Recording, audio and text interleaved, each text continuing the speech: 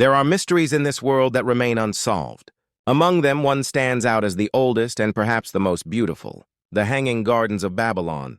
Counted among the 7 wonders of the ancient world, these gardens were said to have been built about 2,600 years ago. How could such a massive garden exist in the middle of a desert, under the scorching sun, and in a 7-tiered terraced structure, no less? According to legend, a king of the Neo-Babylonian Empire built it for his wife. The queen missed the green mountains and forests of her homeland, you see, so the king created an artificial mountain in the middle of the desert and planted it with all manner of trees and flowers. A beautiful story, isn't it? But here's where it gets strange. Ancient Greek and Roman historians all left records of these gardens. They wrote at length about how beautiful they were, how wondrous. Yet the Babylonians themselves, they never wrote a single line about them. Isn't that odd? What's even stranger is this. Despite over a century of excavations at the site of ancient Babylon, not a single trace of the Hanging Gardens has ever been found. The world's most famous garden has vanished without a trace. So the question becomes simple. Did the Hanging Gardens truly exist? And if they did, how could anyone build such an enormous garden? In the middle of a desert? And why can't we find even a fragment of it today? In our search for answers, we're going to encounter a stunning revelation. The garden everyone searched for during 2,600 years was actually in a completely different place. The story takes us back to around 600 BC, the era when a mighty king ruled the Neo-Babylonian Empire. This king was the most powerful monarch in the Middle East at the time. He wanted to make Babylon the most beautiful city in the world. According to legend, the king married a princess from a northern mountainous region in a political alliance. The queen had grown up surrounded by green mountains and lush forests. But Babylon was different. The land was flat desert in all directions, and the sun beat down mercilessly. The queen gradually became homesick. She yearned for the green mountains of her homeland and grew sad. Seeing this, the king made a decision. I will build a mountain in the middle of the desert. And so the Hanging Gardens project began. The king mobilized thousands of laborers and craftsmen. They stacked massive stone structures layer upon layer. 7 tiers in total, each level featuring broad terraces.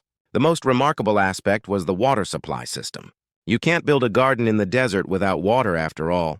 The king's engineers developed a device to lift water from the Euphrates River, a kind of screw-type pump system. Water rose through bronze screws and was distributed to the gardens on each level. The construction went like this. The base was coated with natural asphalt for waterproofing. Reed mats were laid on top, then baked bricks. Finally, thick layers of soil were added, so that even large trees could take root. According to records left by an ancient Greek historian, each side of the garden measured about 123 meters. Each tier was high enough for people to walk through comfortably. The garden was planted with all kinds of trees and flowers. From a distance, it looked like a green mountain, they say. The queen loved this garden dearly. She walked through it every day, remembering her homeland. The people of Babylon called it the wonder of the world. This beautiful legend was passed down by word of mouth for centuries. Ancient Greek and Roman historians recorded it for posterity, and so the Hanging Gardens became one of the 7 wonders of the ancient world. But from here, strange things start to happen. In the early 20th century, a German archaeologist began excavating Babylon.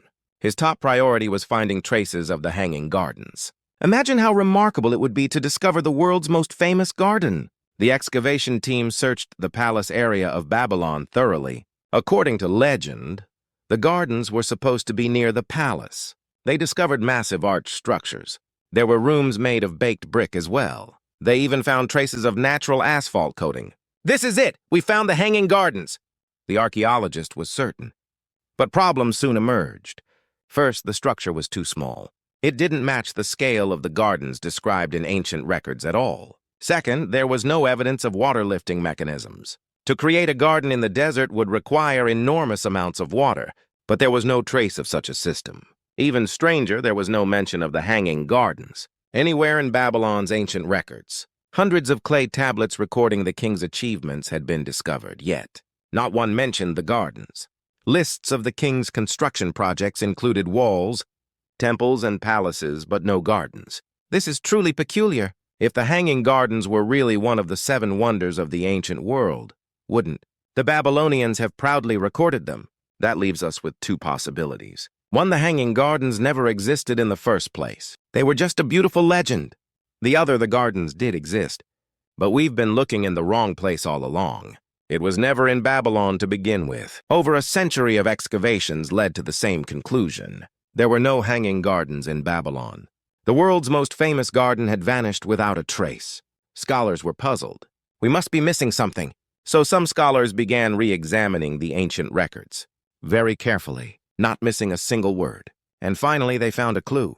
If you look closely at the records, left by ancient Greek and Roman historians, strange details emerge. Let's start with the oldest record. It comes from a Babylonian-born historian who lived in the 3rd century BC. He wrote the history of Babylon in Greek, saying the Hanging Gardens were built by a king. But his original records haven't survived. We only have fragments quoted by other historians. A Greek historian from the 1st century BC wrote this. The garden consisted of 7 tiers, each with arched ceilings. The soil was laid so thick that even large trees could grow. Quite a specific description, isn't it? But here's the interesting part. This historian never actually visited Babylon. He wrote based on other people's records. Another Roman historian described the water supply system in detail. Screw-type pumps lifted water from the river. The water flowed throughout the garden. Also very specific. But again, he never saw it himself. He was writing from hearsay. Scholars began comparing all these records, and they discovered something peculiar. First, all the records were citing each other. No one had actually seen the Hanging Gardens firsthand. Everything was "someone told me" this style. Second, details varied slightly from record to record. Some said a king built them. Others said an ancient queen did. Some placed them by the river, others inside the palace. Third, and most importantly, some records used vague language. When describing the garden's location, they just said, "in Babylonia." They didn't specifically say the city of Babylon. Why does this matter? Because back then, Babylonia was a term used to refer to a broad region. It would be like saying, "in the Middle East," today referring to a region, not a specific city. So what if the Hanging Gardens weren't in the city of Babylon at all, but somewhere else in the Babylonian region? From this question, a new theory was born. About 300 kilometers north of Babylon, there was another great city, the ancient city of Nineveh, located in what is now Iraq Nineveh Governorate. It was the capital of the Assyrian Empire. Around 700 BC, an Assyrian king ruled this place. This king wanted to make Nineveh the most beautiful city in the world. Sound familiar? The king launched a massive construction project. He built a new palace and expanded the city. And then he executed his most ambitious plan of all, a water supply system. The king created a massive canal system to bring water from mountains 80 kilometers away. He connected canals and waterways and built stone aqueducts. The scale was unimaginable for the time. The king's palace featured a special garden. He planted rare trees and exotic plants imported from foreign lands. He even created special devices to supply water to the garden. About these devices, the king recorded this. I installed bronze screws. They resembled palm tree trunks. Through these screws, water rose continuously, all day long. Doesn't that sound familiar? It's exactly the same description as the Hanging Gardens water supply. System lifting water with screw-type pumps. Even more intriguing are the relief carvings on the walls of the Nineveh palace. Archaeologists discovered carvings depicting tiered gardens, with rows of trees on each terrace and flowing water. A massive garden that looked like a mountain. The same description as the Hanging Gardens. Around Nineveh, traces of a massive canal system have actually been found. Remains of an 80-kilometer canal and stone aqueducts still exist. The canals bore inscriptions with the king's name. I created this waterway and made Nineveh a green garden. There's even more decisive evidence. When scholars re-examined ancient records, they found that some texts actually specified Nineveh as the location of the gardens, but later generations had confused it with Babylon. Why did this confusion arise? In 689 BC, Assyria conquered Babylonia. Neighboring countries at the time called Nineveh New Babylonia, meaning the New Babylon. Over time, people began confusing New Babylonia with Babylon. The gardens that were in Nineveh were mistakenly passed down as being in Babylon. Moreover, the king who built Nineveh lived about 100 years before the king of Babylon. The timeline fits better, too. In 2013, a researcher at Oxford University published a shocking paper. The Hanging Gardens of Babylon were not in Babylon. They were in Nineveh. The academic world was turned upside down. After all, this contradicted what everyone had believed for 2,600 years. The researcher had studied ancient records for over 20 years. She combed through every text written in Greek, Latin, and Akkadian, and she reached her conclusion. First, no trace of the Hanging Gardens has ever been found in Babylon. Over a century of excavations turned up nothing. Second, nowhere in Babylon's ancient records. Is there any mention of the gardens? Third, the features of the gardens, described by ancient Greek historians, match the ruins of Nineveh exactly. Fourth, records left by the king of Nineveh contained detailed descriptions of the gardens and water supply system. So why was everyone wrong for 2,600 years? The reason is simple. In ancient times, Nineveh was too famous. But over time, Nineveh was forgotten from history. Babylon, on the other hand, remained legendary. Greeks and Romans loved stories about Babylon, the mysterious eastern city, the massive walls, the splendid palaces. So they naturally assumed the beautiful gardens must have been in Babylon, too. In reality, it was the king of Nineveh who built the gardens around 700 BC. About 100 years later, the king of Babylon may have attempted to create a similar garden, but it was either never completed or much smaller in scale. Over the centuries, the two stories merged into one.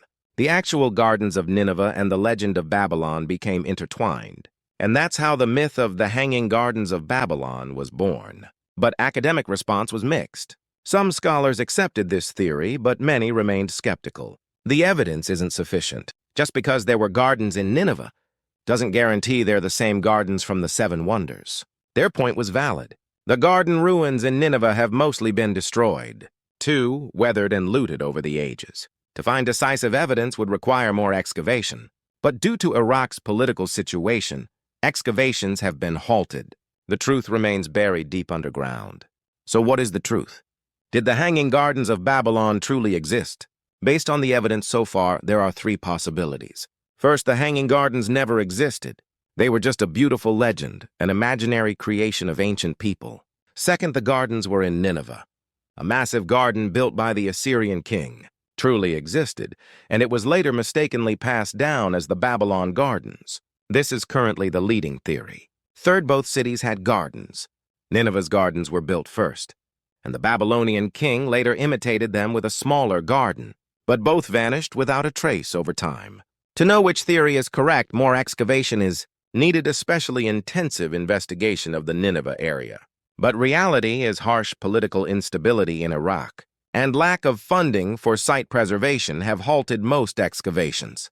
Still, there is hope. As technology advances, we can now detect underground structures without digging using radar and satellite imagery to map hidden ruins. Someday, someone might discover decisive evidence, buried deep beneath Nineveh, traces of that massive garden. Or it might be found in a completely different place that no one ever considered. The Hanging Gardens of Babylon, or perhaps the Hanging Gardens of Nineveh, still pose questions to us after 2,600 years. Did they truly exist? If they did, how did anyone build such an enormous garden in the desert? And why have all traces disappeared? Perhaps we'll never find the answers. But maybe that mystery is what makes the Hanging Gardens a true wonder. A garden that countless people searched for over 2,600 years is still out there somewhere waiting for us, beneath the desert sands, among forgotten piles of stone, or in a place no one ever expected. The Hanging Gardens remain lost, still waiting for someone to find them.